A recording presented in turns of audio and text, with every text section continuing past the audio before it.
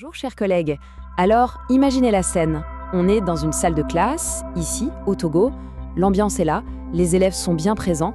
Et parmi eux, il y a ces enfants qui, chaque jour, jonglent avec plusieurs langues, celles qu'on parle à la maison, celles du quartier, et puis bien sûr le français à l'école.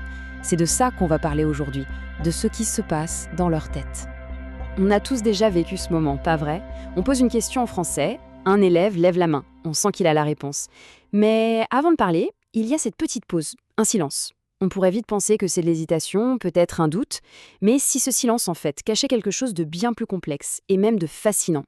Parce que ce qu'on va découvrir ensemble, c'est que ce petit temps d'arrêt, loin d'être un signe de confusion, est en fait la preuve bien visible d'une compétence mentale très sophistiquée qui est en train de travailler. Et ce mécanisme cérébral, qui est vraiment au cœur de notre sujet, il porte un nom, c'est l'inhibition linguistique. L'inhibition, en fait, c'est assez simple. C'est la capacité du cerveau à jouer au chef d'orchestre. Quand un élève doit parler français, son cerveau va activement mettre en sourdine les autres langues qu'il connaît pour laisser le champ libre au français. Attention, ce n'est pas un oubli, c'est de la gestion pure. Les chercheurs, ils utilisent une expression que je trouve très juste pour ça. Il s'agit de mettre un peu à part la langue qui n'est pas utilisée.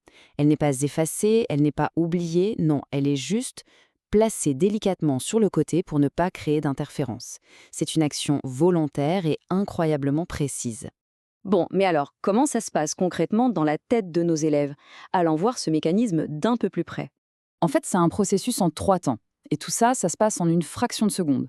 D'abord, le cerveau identifie la langue dont on a besoin, ici le français. Ensuite, vient l'étape clé. Il inhibe, il met en pause la langue maternelle. C'est précisément cette étape qui correspond au petit silence qu'on observe en classe. Et enfin, une fois la voix dégagée, la réponse en français peut sortir claire et nette. Et le point qui est vraiment crucial ici, c'est que ce mécanisme est indispensable. Sans lui, les langues risqueraient de se mélanger, de se parasiter, comme le disent les experts. L'inhibition, c'est donc ce qui garantit une communication efficace. Maintenant, voyons ensemble comment ce qui, à première vue, peut ressembler à une difficulté est en fait une véritable force cachée. C'est là qu'il faut vraiment qu'on change de perspective. Ce qu'on pourrait interpréter comme de la confusion, ça n'en est pas. C'est un entraînement cérébral de tous les instants. Ce qui a l'air d'une difficulté, c'est en réalité la preuve de fonctions exécutives très avancées. C'est une vraie force cognitive. D'ailleurs, la science le confirme. Nos élèves qui parlent plusieurs langues, ils maîtrisent cette gymnastique mentale beaucoup plus tôt et souvent bien mieux que les enfants qui ne parlent qu'une seule langue. Ils ont en quelque sorte une longueur d'avance. Et cet entraînement de tous les jours, il a des bénéfices incroyables. Ça renforce ce qu'on appelle les fonctions exécutives, le centre de contrôle du cerveau. Ça améliore leur capacité à se concentrer, à rediriger leur attention. Ça leur permet aussi d'ignorer plus facilement les distractions. Bref, ça leur forge une agilité mentale exceptionnelle.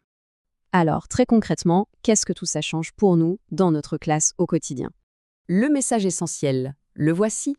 La prochaine fois qu'on observe cette fameuse pause, ce petit silence, il faut se rappeler que le cerveau de l'élève n'est pas en difficulté. Au contraire, il est en plein travail. C'est un signe de compétence, pas du tout de faiblesse. On pourrait même voir les choses comme ça. Ce silence n'est pas un vide.